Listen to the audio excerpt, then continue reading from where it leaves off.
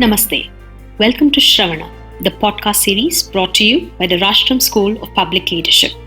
Here, we engage with the leaders of today through the lens of Indic knowledge traditions and systems of thought to nurture self-aware and civilizationally assured leaders of tomorrow. Because nations are built by leaders who master their senses, we converse with the inspiring voices from the worlds of thought and action to provoke original thought and induce right action. Rashtrasya Moolam Indriya Jayah.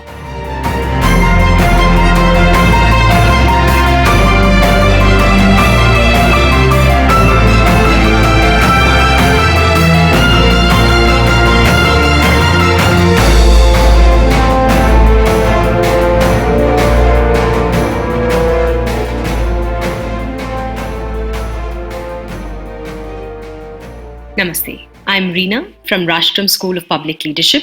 On this very first episode of Shravana, a podcast series, we will be speaking to Ms. Sinu Joseph.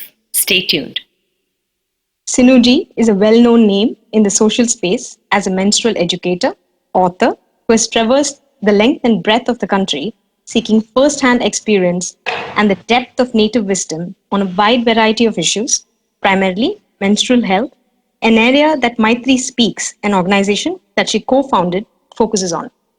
Her journey exposed her to a treasure trove of Indic knowledge systems such as Tantra, Agama Shastras, Ayurveda that aided her to decode a multitude of cultural practices in India around the subject. She has also authored two very significant books, Women and Shabarimala, a personal favorite of mine, Sinuji. This one explores the impact of temples on human physiology, and a more recent one, which was released 2 weeks back, titled Ritu Vidya, the ancient science behind menstrual practices. She is in many ways a personification of the feminine energy, taking on the mantle of deconstructing critical issues that concern women through science, tradition, and ancient knowledge systems, many of which unfortunately are lost on the modern generation. Sinuji, a very warm welcome to you. Namaste, Reena ji. Thank you so much for the kind introduction. And namaste to all of you who are tuned in to listen to this conversation. Thank you. Today, as we come to the end of celebrating Ma Durga, we thought it would be appropriate for us to explore the feminine a little deeper. So today our topic is Prakriti, the feminine principle in civilizational leadership. Sinuji, I'd like to begin firstly by asking is there such a thing as a feminine thought process at all? And if it is there, then how do you see this as being different from a masculine thought process as such? Thank you, Reena ji. And it's a beautiful note on which to start today's conversation. Right. So the short answer, yes, there is a very distinct thought process that is feminine in nature. And not just now, but all through this conversation, I'd like to make it clear that feminine does not necessarily mean the gender female. Feminine is a quality that can be present in both men as well as women. So let me try to explain this in a little bit more elaborate manner. Through a very feminine way of explaining, which is by narrating a story. Lovely. So this is a real story, an incident that happened in my presence a few years ago. As many of you would know, we now have a reservation for women elected representatives, a 33% reservation. And when this happened, suddenly a lot of women, especially in the rural areas, started to come into the panchayat. They started becoming members in the panchayat. Some of them became the panchayat presidents. And it's no secret, you and I know that many of them were simply proxies for their husbands who were the actual leaders until that point. And because the reservation happened, suddenly they had to get a woman from the family. So they put their wives on the seat. Now, it was during one such time, right at the beginning of this, when this happened, that I was invited to do a session, a training session for the women panchayat members and women panchayat presidents from the rural areas in Karnataka. Mm-hmm. I think this was about 5 or 6 years ago, Reenaji, that I'm talking about. Mm-hmm. So this entire training session. It happened in a small town in Karnataka, very close to Bangalore, and we had about 100 men who were panchayat members and presidents, and about 60 to 70 women who were also panchayat members and presidents. Mm-hmm. So I was supposed to be the trainer for the women, and there was another person, a man, who was the trainer for the men. And on the dais, I was the only female. All the others were men. The facilitators, the chief guest, all of them were men. Mm-hmm. So the session began, and the main host and the chief guest and all of them in their talk, they asked the audience, the participants, both men and women, now that you are here, you've been elected and you are leaders, what do you want to do for your village? Okay. The women remained silent. The men started answering. Okay, so there were men who said that I want to have a first-class park in my village, a park that beats any that Bangalore has seen. Better than Cubbon Park and Lal Bagh and all those things that are famous in Bangalore. I want to have this in my village. And Talia, everyone's applauding. And then they said, okay, good. Women, do you have something to say? And the women were all silent. They started looking down. They didn't want to make eye contact with the host. So then the host said, okay, men, continue. What else do you want to do? And then one man said, I'm going to make sure that my village wins the Best Village Award this time. Again, everyone applauded. Wow, what visionary thinking, the men are just thinking so much for their village and they're going to really transform the way things happen. Then the host said, that's very good. Now, women, what do you have to say? What will you do for your village? Again, there's pin drop silence, and about this time I started getting really embarrassed because, I felt responsible for the women. I said, why aren't any women speaking? Coming up, yeah. Yeah, Okay. they're just not talking. They're just looking down and, so afraid that they shouldn't be asked to speak. Then the host again asked the men, okay, go on. What else would you want to do? And then the ultimate answer, this one panchayat president man stood up and said, I am going to make my village like Singapore. Okay. So I don't know if you're aware, but in Bangalore, this is the thing. If we want to talk about development, it's always the comparison with Singapore. It's Singapore, right? Yeah. So I don't know if this person had been to We have Singapore, this but obsession. we have this Right. obsession. But surely he looked like he'd been to Bangalore and spoken with the elected representatives here. So anyway, so Singapore was stated, and again, a big round of applause. And the women are still silent. Okay. So the host and the chief guest and everyone went on advising the women that you should speak, you're leaders now. You're no longer housewives, you've come here, you've taken up these roles, you should speak. And the women are just looking down and feeling bad, and I'm feeling bad on their behalf. Right. So this was the introductory session, the lamp was lit, the prayers were said, the initial applause and everything happened. And then we were given the chance to break up for 2 separate sessions, parallel sessions. The male leader were to do the training for the male panchayat members, and I was told to take the women and go to the basement. Now, I said basement. So, so it was the understanding that, well, the women are anyway not talking. So what is that you're going to do? It was a Kalyana Mantapa, by the way, the hall. Okay. It was a marriage hall, and there was the main hall, and there's the basement where the vessels were there, and there was some cleaning of vessels and all Dining that noisy happens. things. Dining, Right. exactly. Yeah. So we were sent there. Now, what could I say? The women did not even speak. So it was as if, we were treated like second-class citizens and said, okay, you go to your basement and do the formality. We will use the hall. Right. So I just said, okay. And the women and I went to the basement. And it was so noisy because there was so many big vessels being washed and the clutter of plates and the echo. And it was a very, very noisy ambience. But women and I, we just sat down and I introduced myself to them.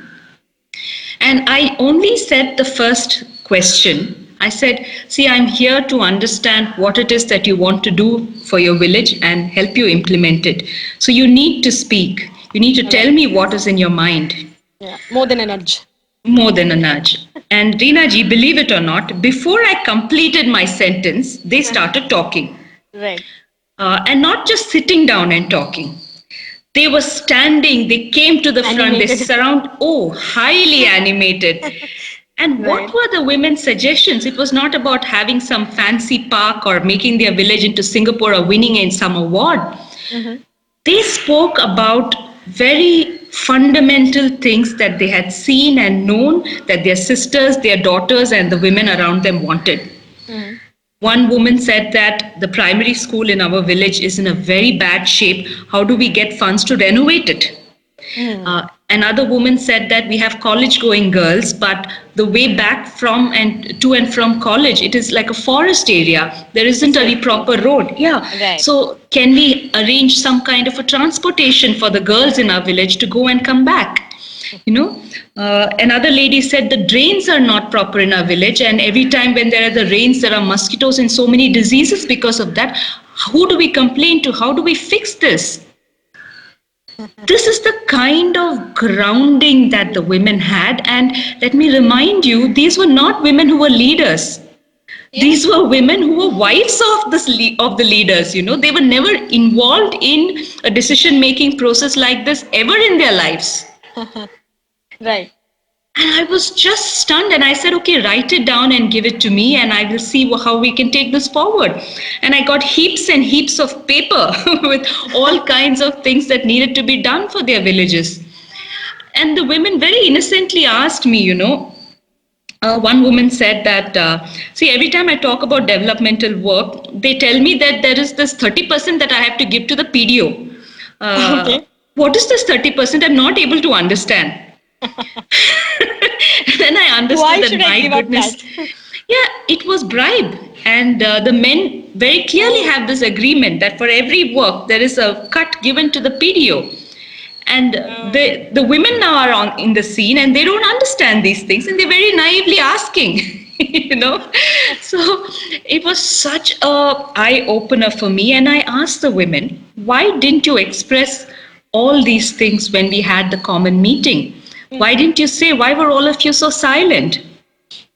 And their answer is something I will never forget. They said, many of the men, some of them, one is my husband, the other is my brother, another is my uncle. We are all from the same village, and we are many times family members. Until this point, I was never portrayed or never thought of as a leader. Now, suddenly, if I start speaking in their presence, it will badly damage their ego and their pride. So I'd rather remain quiet. There are so many angles to just this conversation, Reena ji. If we want to understand the feminine thought process, this is what it is. It is always grounded in the reality of what is needed for my family, for my people around me, and how do I make it happen? And then the village women have an added angle that they don't want to hurt the ego or the pride of the men in their lives. So this was such an eye-opener for me. And so we had this session for about 1 hour. It was hardly enough because the women kept talking. It was never ending. And I thought, no, finally, no one's coming to call us. What happened? So I decided to check out. So I came out of the basement and I went upstairs to the hall, and I expected that, the men would be having an even more animated discussion, and I thought they would have laid out 5-year plans and whatnot. Right. But to my surprise, the only person I found in that hall was the male facilitator. He was sitting with a defeated expression on his face. And I went up to him and asked him, sir, where are the other men, the visionaries? They've gone for chai, is it? Absolutely right. So apparently 10 minutes after the women went to the basement, the men said, oh, this is enough. We know what to do. Let's go have chai. We've done enough of these deliberations. So yeah, we've done this. What's going to come new? We are all experienced leaders. What more is there?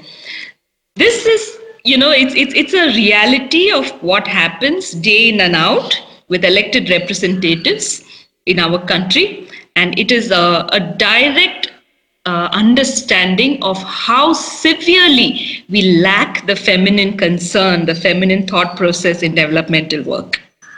Right, absolutely. That's a fascinating story, actually. Thank you for sharing this with us. I think it's also very revealing of the difference in thinking, right? So the women Absolutely. are, coming from a very lived experience angle, while men are looking from a very, external sort of inspiration to True. lead something that is, like at the village level. That's amazing. So, do you think then, Sinuji, that some of these thoughts, they uh, draw their context from the environment that a woman is brought up in, the space, the context is drawn from there, because, like you said. Women did not speak up when they were put in front of their men, their relatives, their family, but the minute that has come out, and they knew that, okay, here I can speak, or I can be valued for what I am bringing to the table. Does that make a difference? Is that something that you see? Absolutely, and you use the right word, being valued. Right. I have so often seen in politics the women, for example, in Bangalore, the women politicians, the corporator level, at the ward level, Mm-hmm. they do very meaningful work, very grounded work. But in a sabha, in a meeting, when they stand up and try to speak, sometimes they are openly booed by the men, you Mm, know, mm, and mm. it's enough if it happens once or twice, the women go silent. They would rather just focus on getting things done than taking some credit in a meeting that is of no consequence to most of these To women, them, right. and that's why this whole conversation today of understanding, recognizing, and wanting the feminine thought process in leadership. That's why I wanted us to talk about this today. Unless the men feel that the feminine thought process is going to add a very important angle to development, Mm-hmm. she will never come there. Devi never comes where she is not wanted. You have to want her presence for her to appear. Absolutely. You have to Totally value that. agree. Right. Absolutely. In fact, when we look at that, how does this, contrast with what we had, in the Indian tradition? Because after all, this is a country that understood the feminine and the masculine very well, in terms of energies and not genders. So, how do you see this in the Indian tradition as principles itself?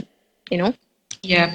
So let me zoom out a bit and talk about where these ideas of feminine and masculine, which is the language that we have adopted today, but Mm-hmm. what was it originally? How did the Indian tradition, the Hindu Dharma, understand these principles, right? Right.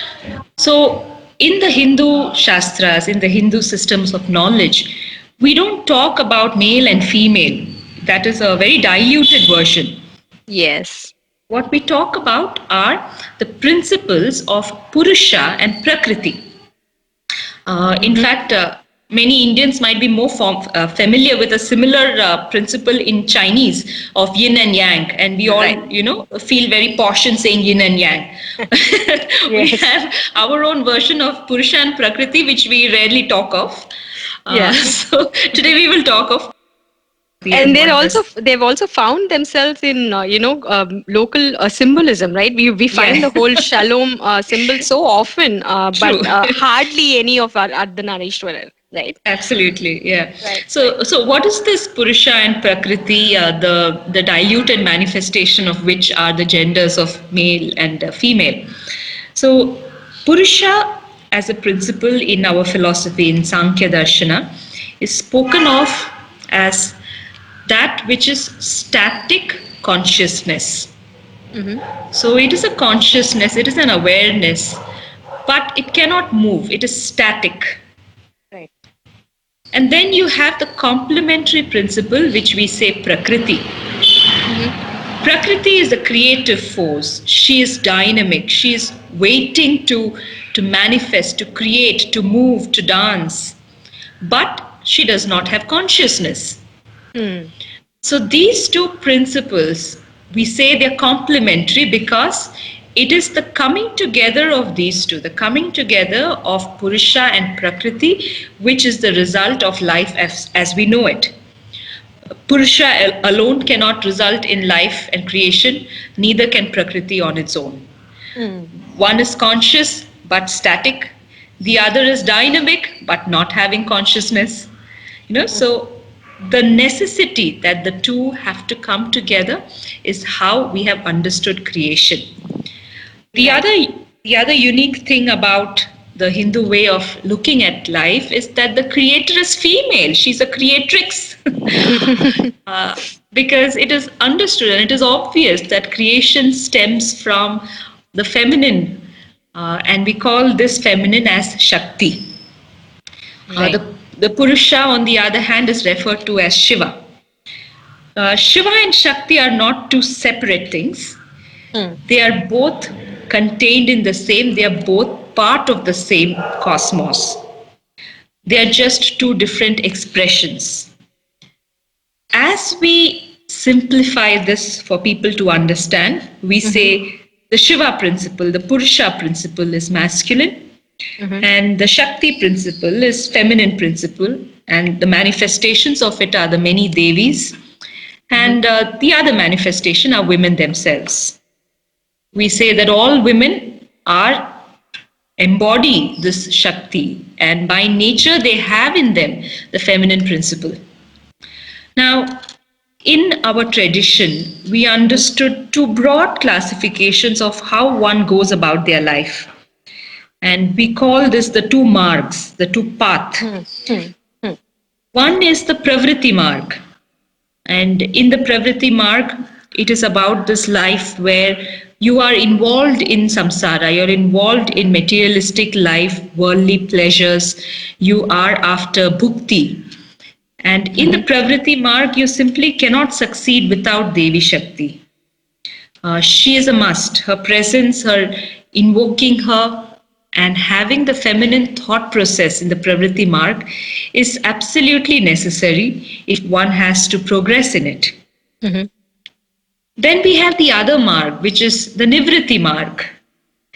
Now, again, Devi is needed here. In fact, she makes it easier here. But there are some people who prefer in the Nivritti marg to embody the principles of Purusha more than Prakriti. More than Prakriti, right. Because the Nivritti marg is a spiritual path with the ultimate goal as mukti or moksha, as we know.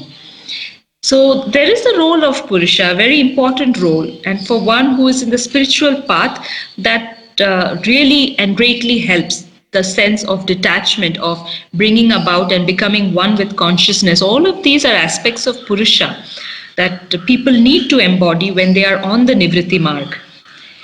But for most of us, and especially if you're talking about leadership, which is today's conversation, then it is the Pravriti marg and the feminine principle that we need to invoke if we have to succeed. So these are the two broad ways in which, in our tradition, these concepts were understood. Right. Interesting concepts there, right? So the focus was that it was complementary. It was never singled out and said, okay, this is the ultimate pursuit. In both, it had both the principles coming together. So that's a very interesting thing. So do you feel then that significance of inculcating this feminine principle in leadership, in other aspects of our life, somewhere this has taken a backseat? It definitely has. And see, one thing I want to make clear is that sometimes when we think of a feminine thought process, we assume that it means women, and women embody that. But if you look at women leaders today, especially leaders in the corporate sector who are women, they are more men than men sometimes. True. Right from the way they dress to the way they express, and of course their thought process, it is masculine in nature. That's because somewhere we've all been made to believe that in order to climb the ladder of success, you have to imitate men. And that's why it is not so much that because someone is a woman by default, they will have the feminine thought process. Not necessarily. In fact, the more you see women in leadership places, I wonder what happened to the feminine thought thinking in them. It's as if they have consciously suppressed it. Where I do find it in existence are in women from smaller towns and in villages, where they're encouraged to be feminine, and they're encouraged that is still there in them. But the more we see of urban women, we see that they are consciously trying to suppress everything in them that is feminine. Many times it starts with a suppression of the female menstrual cycle itself. And when that happens, your body also tends towards having more of, or at least lesser feminine features, So very distinctly, we see this happen. I would also like to say that in my own experience, when I started my work in social space, Right. I wasn't consciously a certain way, but I suppose the feminine thought process just comes across in the way I work, Naturally. the way I write. And people have told me that my writing is not good. It's too personal, it's too passionate, it's too emotional. So anything that is feminine is considered as unprofessional today. Right. Because we have personified professionalism as the masculine thought process. Absolutely, absolutely. So we don't appreciate something that is different. If you see the West, the way people dress, it's always gray and black and white. Yes. In fact, we discussed this just a week back, the same thing, that, the diversity is lost because there is this certain norm to adhere to, and all of the life as with all its colors is completely lost on us. Absolutely. And all of these aspects of color, of excitement, of emotion, of passion, all of these come when you appreciate the feminine and you want that. But if you just want this dull, drab, emotionless, report-like formal structure, which is what is considered as the professional way of doing things, then naturally the feminine will die out. For a long time, I did not write because I didn't know how else to write. It's so strange that today I will not take advice from people on how to write, but there was a time when I was greatly advised about the way I write because I was told that that is not professional, It's not the way of doing things. That's good advice that you've taken. I thoroughly enjoyed your book. So I felt like it was, very relatable. Great. And while you was talking about this, suppression, Sinuji, I think, these are things that also manifest in many other aspects also. When we look at, the current situation of Corona and the whole pandemic and how it has played out, there are many people who are discussing that this is, the wrath of nature, of Mother Earth, right?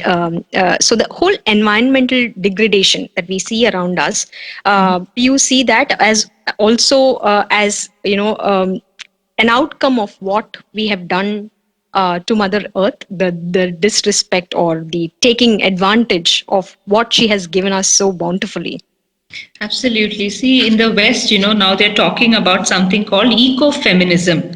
Right. So, and here we are. For us, the word for environment and the word for women is the same, which is Prakriti. Right. So, for us, women and nature were never separate. Yep. They were the same. And when we say feminine thought process, it naturally included care for the environment. Very naturally, it included that. But when we stopped appreciating that in development, in leadership, we only thought about abstract things for humans to show off what they can do, rather than how do you bring about development, taking nature. What is the purpose of being born as a human, if not to take care of the other species, whether it's taking everyone along. Life. Absolutely. So all beings, right? All beings. And if you hurt or damage any one of these beings, you are directly hurting Mother Nature. And so far, we have not at all cared about it. The suppression of the feminine principle has led to so many things. We only talk about things like increase in incidence of sexual violence against women. It is not just that. Look at what we've done to the environment. Yeah. COVID is this one time where it's Mother Nature kind of just gave us all one tight slap to make us pause and think. We are just forced to think what it is that we are doing. In fact, the lockdown was one of the best things that have happened to humans in a long time. We are I couldn't forced agree more. we are forced to stay still and just think. She just punished us till we are able to think and do things differently. And we fail to do that. She's going to bring on an even bigger wrath. And that's how it works. And I hope we realize that sooner than later. But definitely, I do believe that it is this absolute disrespect for Shakti that has resulted in a pandemic like COVID. Right. So, the power of Shakti, is this something that we have ways to tap into, since we are talking about it? We've lost touch with it. So, do we have methods, ways in which our culture offers a means to kind of invoke the principle if we have lost it? And is this something that you're familiar with as to how it is done? So today is the most beautiful day when you can ask that question, because for the last 9 nights, that is what we've all been doing. We've been invoking the feminine and requesting her to not abandon us and to be around us, because without her help, we simply cannot see through these times. Mm-hmm, mm-hmm. So the 9 nights of Navratri, and every time when Devi is worshipped, what is it that we are essentially doing? I would like to just give some examples so we can understand how do we invoke and bring in the feminine principle in our life. Mm-hmm. Naturally, when I talk Devi and when I say Lakshmi and Durga and Saraswati, you will all assume that this is about religion. Right? And it's natural because we have simplified it and given it the name of religion so that it's more relatable to people. Nothing wrong in that. Right. But I also want to bring out this aspect that Lakshmi and Durga and Saraswati are also qualities that we can invoke in our life. Lovely. And how do we invoke it? How do we make the presence of Lakshmi happen for us, of Devi Lakshmi, of Mahalakshmi, manifest in our life? Mm-hmm. What Devi Lakshmi stands for is Aishwaryam, abundance, prosperity, and wealth. Mm-hmm. And essentially, that means generosity of spirit. Mm. In Indian tradition, we always understood that if you want wealth, you want prosperity, you should give. You should be absolutely generous towards society and towards those who need it. Mm-hmm. Mm-hmm. And that is when Lakshmi will happen for you. Yes. So if you see the merchant community in India, the Shetties, the Marwadi community, the Jain community, the Agarwals, the Maheshwari community, all of them, they do so much of dana. They give away their wealth and their riches regularly because they have cracked it. They have understood that you want Mahalakshmi in your life, you have to become Mahalakshmi. You have to give to others the way she would give to you. And that is the secret. If you are going to be a miser, if you are going to always withhold and always act like you lack, oh, I don't have this, I don't have that, then you will never have it. This is the secret. So the way in which to invoke abundance and prosperity is by assuming that you yourself are the bringer of that prosperity and behaving as such with the people around you. This is about Lakshmi. Right. Now, In if we fact, when you talk yes. about Lakshmi, sorry if I interrupted Go your ahead. thought process, but one of the things that comes to my mind is we would have seen this phrase written Shubh Labh. Yes. Wealth is not just, one form, but the way it is, attained also is a reminder constantly. Right? Absolutely, absolutely. And that's the thing, people who are always worried don't have enough to give. The thing is, their whole life they will be living with that insecurity. Right. Not realizing that it is their very own mind, the projections of their own mind, which is bringing that misery into their life. And the way to reverse this is by giving, is by realizing that the source that you have to tap into is something that is never going to exhaust itself. There is a never-ending source. Yes, Absolutely. And absolutely.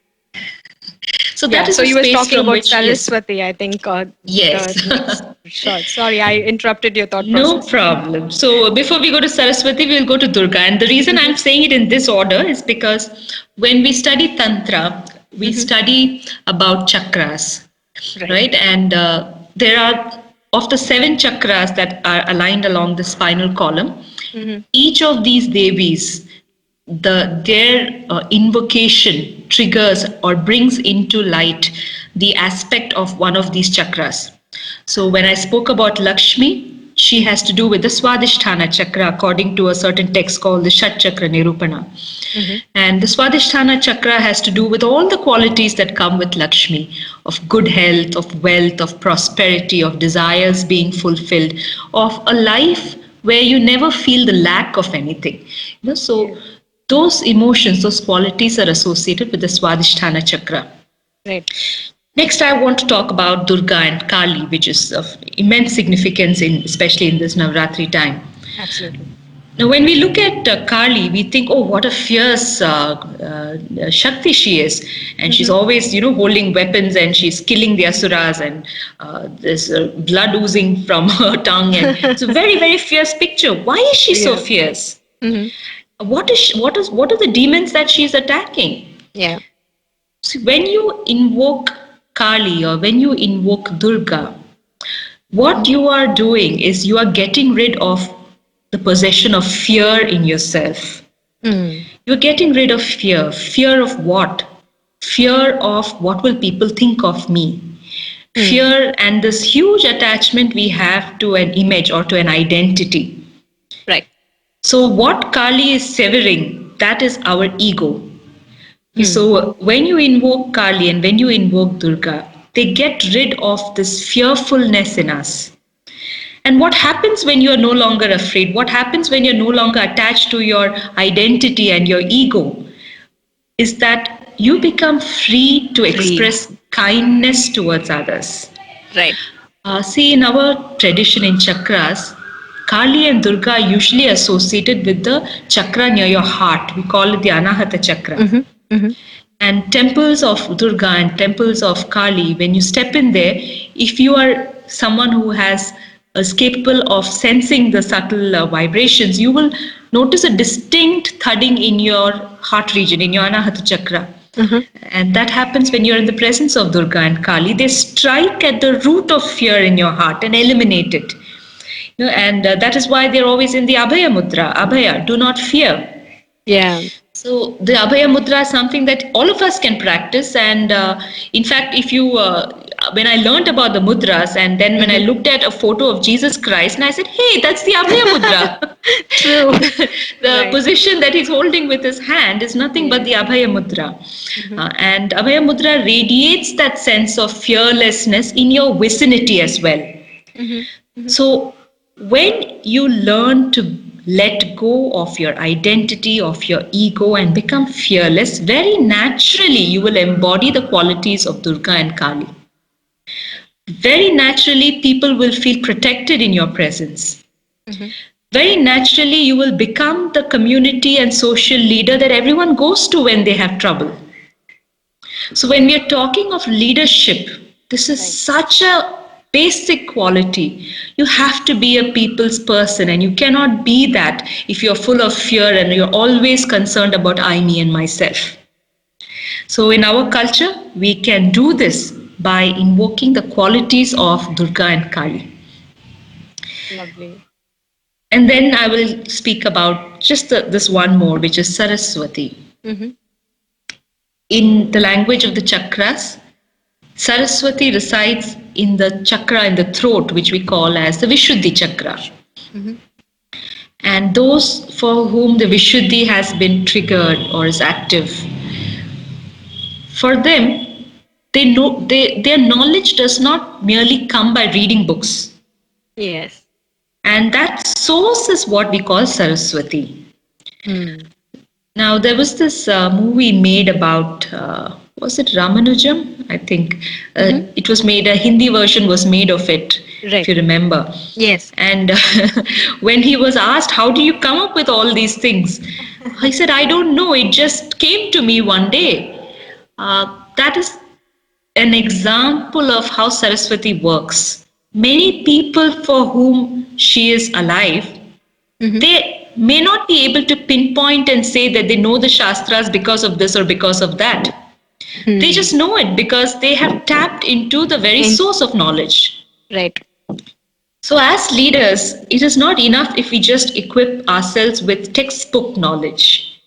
We have to learn to go to the source of that, to the seed of it, so that we will always be able to go beyond the obvious. It is a very intuitive capacity that we develop when we invoke the Shakti, which we call Saraswati. So these are the means that is there in our tradition. So every time we have festivities and puja around these, it is not just symbolic. It is not that you're just giving some name and worshipping some deity. It is a very real thing. You're invoking these powers into your own life. And that is how we did it in our tradition. Right. In fact, I think, of course, the philosophy and the symbolism is very high in every aspect of our culture. I think probably the meaning behind some of those rituals that we do, like you very beautifully explained each aspect and what it invokes, is something that probably is lost today, which we need to tap back into. And like you said, the Durga Ma and the Kali Ma's, association with fearlessness, courage, bravery. We can do with so much of that in the leadership, narratives that we build for ourselves today, right? This is very interesting stuff. Thank you so much, Sinuji. So, do you see leaders who have, invoked these kind of principles today around us? Because I know that, if we go back to our texts and our history, the real history, we have n number of examples. But is there someone accessible that you see around you? I'm sure in the rural side there are, like you said, women who are probably, walking, talking these philosophies day in and day out. But in public life, have you seen anyone? So let me give some examples that everyone can easily relate to. See, when Devi Shakti manifests in you, one of the first signs is your Vak Shakti, your ability to communicate. Love. Right? So people who are good communicators, if you see our current Prime Minister, again, like I said, it is not necessarily women who have the feminine principle working in them. There are men also, and our current Prime Minister is a perfect example of it, of that manifestation of Devi Shakti. Yes, very necessary distinction, because this is lost on us many times, that feminine Shakti can manifest in a man, right? So definitely. In fact, the more I observe our Prime Minister, Honorable Prime Minister Modi ji's, even the way he dresses, the color that he brings in, his expression, which is so articulate, and most importantly, his attention to detail. The way in which he is able to carry out and implement and close projects, that is definitely the feminine principle. That is definitely Shakti in action. Now, just to contrast it, let me bring in our previous Prime Minister, Dr. Manmohan Singh, a highly intelligent person. Some may even say that he was a visionary of sorts, but he struggled with implementing. If you look at the Swachh Bharat Abhiyan, before Prime Minister Modi came, it was there as Nirmal Bharat Abhiyan. Nothing came of it. Aadhaar, it was in fact the idea that happened when Manmohan Singh ji was the Prime Minister. They struggled to implement it. So what happens when there is a dominance of Purusha and absence of Devi Shakti, of Prakriti? The classic example is Dr. Manmohan Singh. And what happens when you have an abundance of Devi Shakti? The classic and the best example that I can immediately think of is definitely our Prime Minister Narendra Modi. You see that in every aspect of him, the way it is almost the way he thinks for the people. It is a motherly thought process. And sometimes we miss it because we're expecting to see that only in women. True, true. and that is the colored lens that we have. But if you observe the way he talks, the way he cares for people, the way things get done under his leadership, that is definitely Shakti in action. Interesting. And it very beautifully ties back to what you said, right? So the Purusha principle, which is static consciousness, and then there is the Prakriti, which is creative. It wants to move. Absolutely. It wants action, basically. Yeah. Yes. Lovely. Um, okay. So, this whole feminine principle and feminine energy that we are, talking about, Sinuji, is very different from, I would say, how a modern woman of today in India, or be it anywhere in the world, understands femininity as such, right? So feminism is a principle that that has hogged the limelight a lot. And do you see this being completely different from the feminine principle and the energy that we're talking about? The ideas are very, very different as I see it, as you explain this whole thing. Um, uh, the debates around feminism are structured around different principles like rights and laws and equality, etc. So how does this contrast to the way we've understood the feminine principle? That's a very interesting question, and something that I've written in my new book also. Oh, lovely. Okay. See, when we say feminism, Mm-hmm. and we apply the Western lens to look at it, as you said rightly, it is a rights based approach. Mm-hmm. Now, this fighting for your rights, if you think about it, when you are fighting for something which you feel is rightfully yours, you are assuming that you are this helpless creature which someone else has to come and empower. Yes.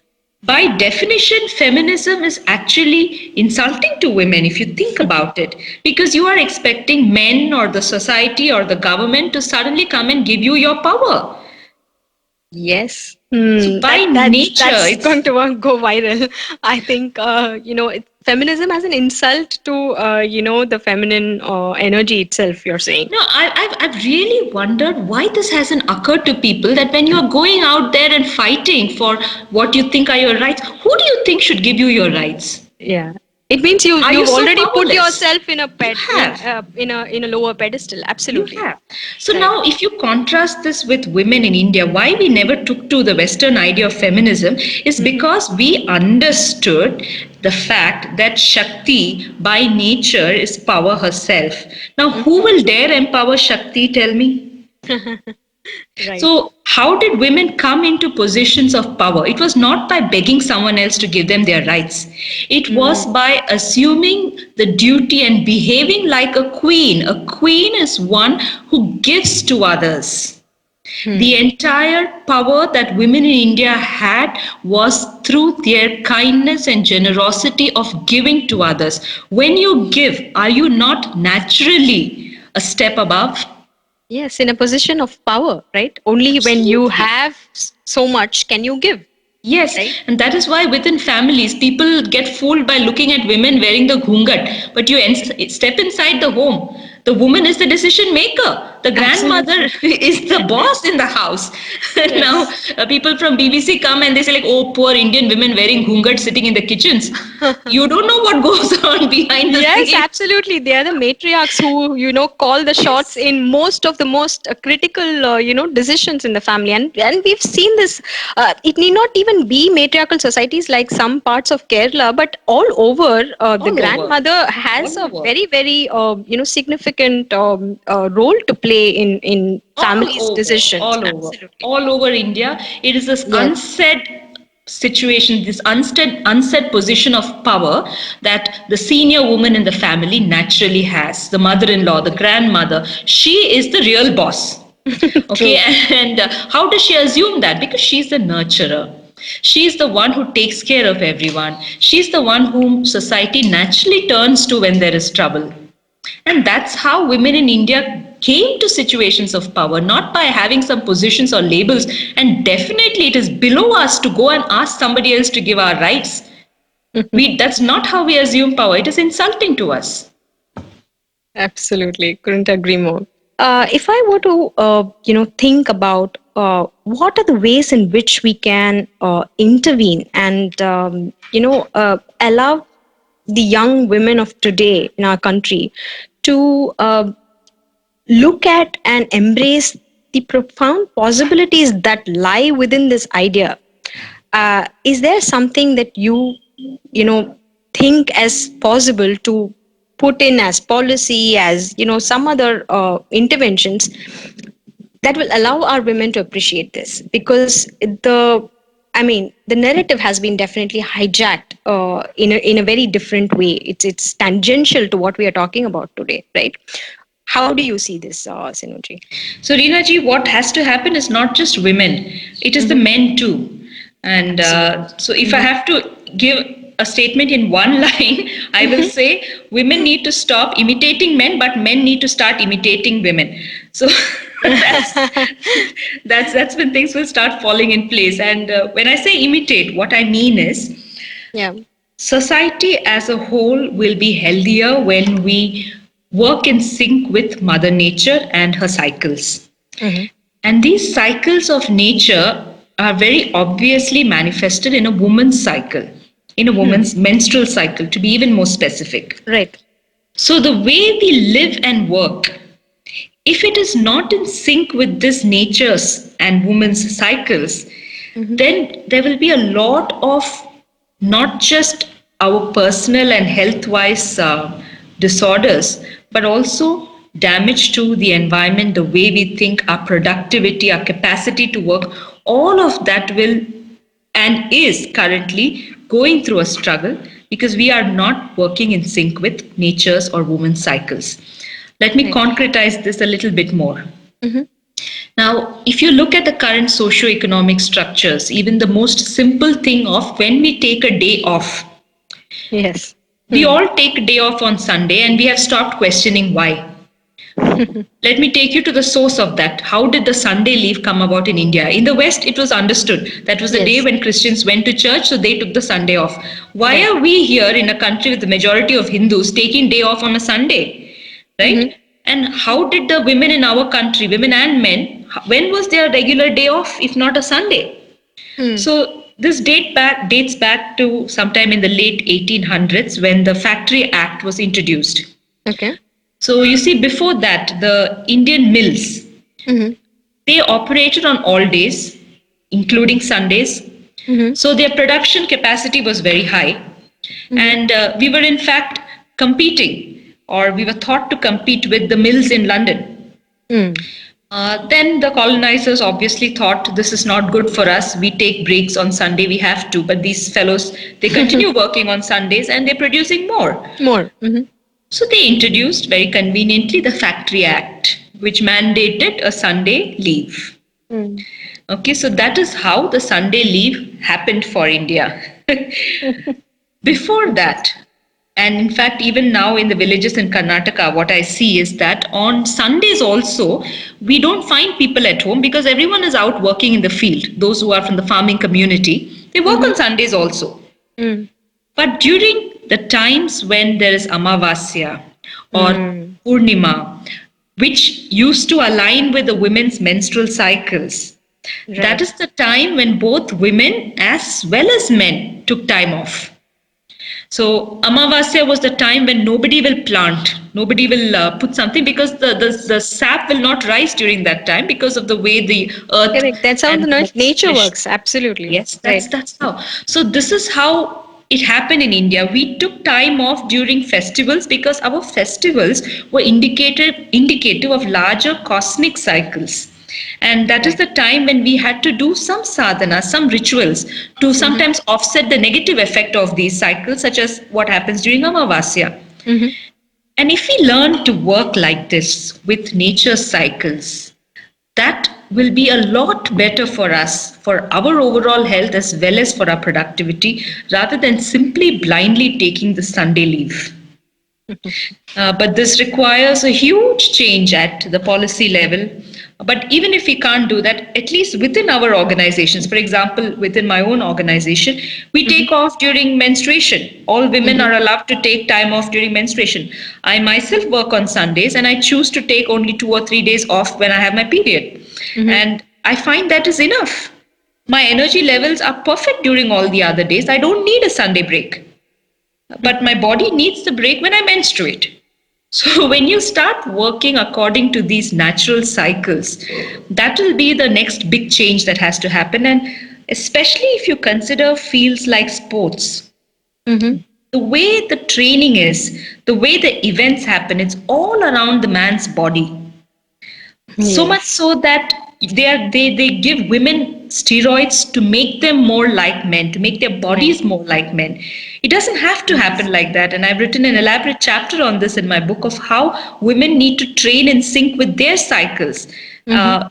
When that doesn't happen, as is currently the case, there will be massive injuries for women.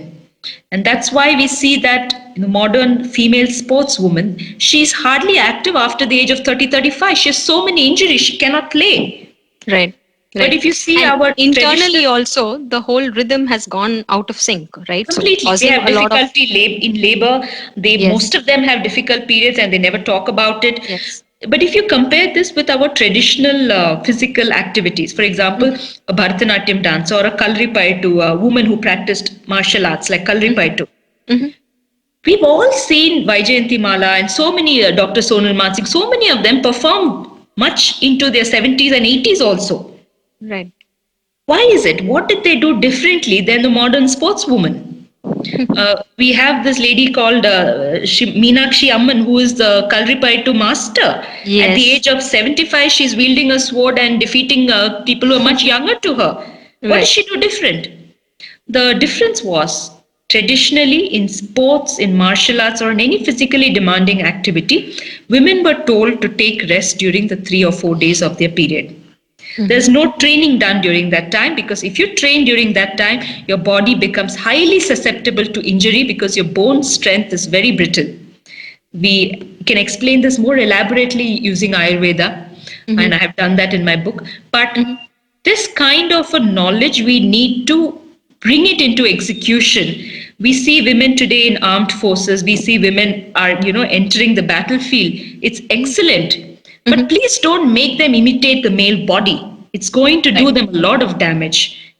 And women, after having come that far, they don't want to say that they are having difficulties with their period or others.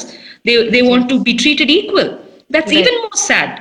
They're not even Yes. able to express the difficulties that their body is going through. No, So and some are even in denial because there is this constant struggle of one-upmanship that happens that you don't even want to admit that you are going through something because it may sound weaker, right? yeah, yeah, yeah, absolutely. But the truth is that actually a woman has much more internal strength and much better stamina, and she can go on for longer periods of time if she worked in tune with her cycle instead of the way the male body is. But I don't know if we will ever come around to understanding No, and but I think implementing this. But your book is definitely a first step, and I think if the more these ideas, find expression, the more we at least build, the right ideas into young people. And today, I do see, a lot of, for other reasons, a lot of parents seeking, traditional martial arts, etc., like Kalaripayattu. So maybe there is hope that these things will come back. Um, in fact, that kind of segues me into the role of education itself, Sinuji, because many of us are products of a very colonized sort of education, which had removed or taken away many of the aspects that we're talking about today. Because education was not just unidimensional in our culture, it had so many different things. So, do you see what kind of role do you see education playing in terms of shaping our future generations worldviews, and some of the concepts that we have come to sort of accept as the norm, like say even digital learning or nuclear families that has become the norm everywhere. Do these impact the way these ideas will manifest? And in bringing up also children who are probably culturally rooted, because that is something that we don't see, the kind of education or information that was passed on to me, because ours was a very oral tradition, passed on to me orally from grandmothers, from uncles, aunts. Today we don't see that happening. There is heavy reliance on what is available on www, right? So do you see that playing a role, and what can we do about this?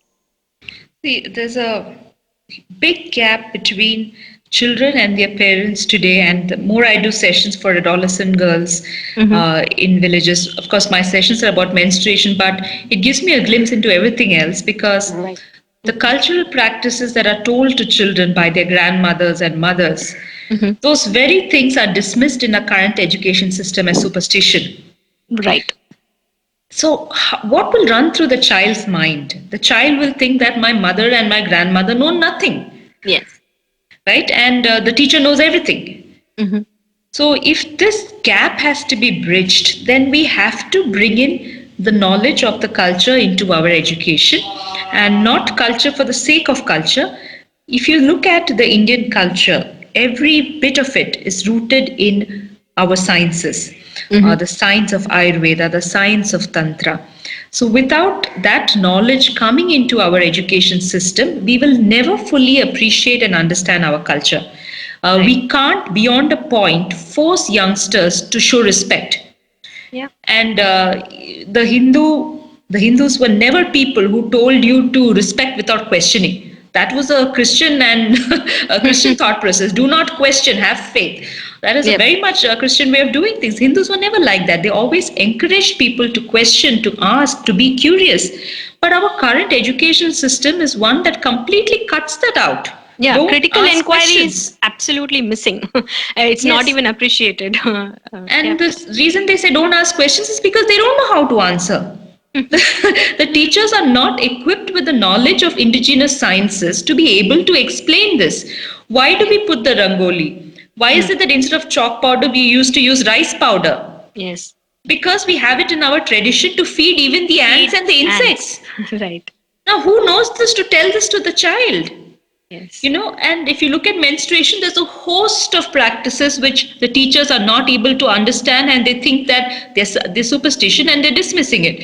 As a result, there's constant conflict between the mother and daughter. You see this generation and the generation before it. It's just conflict, conflict, conflict. The child is constantly thinking that the mother does not know anything because what the teacher says is right. And we are not realizing the kind of impact our lack of education, lack of indigenous education is doing. But it's all around us. And I know that there's education policy and they're trying to do it. It's all piecemeal approach because you're so scared of changing things overnight. So I don't feel at this point that a formal education system will suddenly be able to bring about this change. I feel it has to be you and me and women like us who can converse in today's language, but bring out the essence and the knowledge of the ancient sciences who can do that. I really feel this is a task for the women of this generation to do, not the government and because women have always been the keepers of the culture. Right. It is somehow nobody told us to do it. We just assume that role. In India, nobody tells women what to do. They just assume that role. And it's time that we assume this responsibility and not wait for something to happen from the system. We have to start educating ourselves and the other girls and women around us that this is the science in your culture. Understand it, respect it because of the science in it. Know it. Don't be blind about it. Right. That's something we have to do at a very ground level. That's what I feel, Reenaji. I agree. In fact, I think the responsibility is huge on each one of us, and if we were to teach our children, then we better be equipped with the right kind of knowledge. So Correct. some of us have lost, in fact, this knowledge, because we don't anymore have our grandmothers telling us these things. In fact, they've probably given up on us too. True. These guys anyway don't listen. That attitude has set in. So, Sinuji, are there any recommendation, as a last question, that you would suggest? Where did you go for this knowledge? Did you was it? I know that you have spent a lot of time speaking to women who live this every day. But are there books that you recommend? Are there other knowledge channels that you would recommend for someone from this age to access these kind of things, which help us understand our own in scientific wisdom better? So, when we talk about the way in which women understood these things, the first and foremost is that they understood it through their own body's experience. Right. So, the first thing is start paying attention to what is happening to you and happening around you. Okay. For example, most of the menstrual practices of not cooking during menstruation, not touching the tulsi plant, start observing what happens if you did this and if you didn't do it. Because without that experience, no matter what theory you read, you will never be able to, it will never register in your mind. So the first and foremost thing for women is start observing. Start observing what is happening to your body. Start with that. Now, if you want to understand this formally, then the books to be read are books of Ayurveda. If the original books like Sushruta Samhita and Charaka Samhita, although they are available in English translations, if that is difficult, then read books by Dr. David Frawley. There is this wonderful book on herbal gynecology by Vaidya Atreya Smith. It's a book that I learned a lot from. Okay. If you start by understanding your body and its processes through indigenous knowledge systems, suddenly a lot of things will start making sense. So that, for me, that is the first step. Right. Secondly, in this yuga, what we call as the Kali Yuga, the book, the text, the Shastra for this yuga is the Tantra Shastra. So books that talk about Tantra, about Shakti and Shakta, those would be tremendous eye-opening texts for you to understand why we do what we do. We have this habit of always talking about Vedic knowledge. But let me tell you, if you're only going to read the Upanishads, nothing will register. It will be too abstract. Yes. For this time, for the mental capacity of people in the Kali Yuga, it is the Tantra Shastra which will come to aid. Right. And we don't talk about the Tantra Shastra, we don't look into it. So there are some fantastic books written by Sir John Woodroffe, which captures the essence of Tantra Shastra in a language in English, but it is the most authentic work that I have seen, which for today's times you will be able to understand. So you can look up the books Shakti and Shakta. You can look up the book The Serpent Power. There is also the book called Tantra Tattva. These are the books that you can read in order to learn more about it. And these are the books that I have read and learned from. If all of this is too much for you, I think my book will be an easy start. My second book called Rutu Vidya. Rutu is menstruation and Rutu also is season. And Vidya is, of course, knowledge. So Rutu Vidya covers all the common menstrual practices, such as not touching particular plant, menstrual seclusion, not cooking food, not going to the temple when you menstruate. It covers all of these practices and how you can scientifically decode it, not just through our Shastras and Ayurveda, but also if you have to correlate it in the language of modern science, how you can do it. So I have made that attempt, and that can be a starting point if you want to. So these are some of the ways in which we can start equipping ourselves with this knowledge. Thank you so much, Sinuji. So this has been an incredibly insightful conversation, and I feel that this is, topics which are not spoken about or written about much. It is only finding expression of late, I feel, and but never too late. So I'm really hoping that our listeners will be able to access some of these, shastras, especially the Tantra Shastra, like you said, which makes the knowledge of the Vedas accessible. And how do you live it in daily life? What do you do is something that we're all looking for. And this has been an incredible conversation for us. Thank you so much, Sinuji, for your time. And I hope our listeners have, enjoyed this thoroughly as much as I did. And I hope to be able to, connect with you again soon. Sure. Thank you, Reena ji, for inviting me, and I've enjoyed having this talk. Thank you. Thank you so much. Thank you so much. Yeah, sure. Thank you for listening to Shravana, a podcast series by Rashtam School of Public Leadership. We hope you enjoyed the conversation as much as we did putting it together. Watch this space, subscribe to our channel, and if you enjoyed this content, then do like and share it with family and friends. We'd love to hear your thoughts. We are on social media as Rashtram on Facebook and Twitter, and on Instagram as @RashtramSPL. If you're keen to know more, then do check our work on rashtram.org.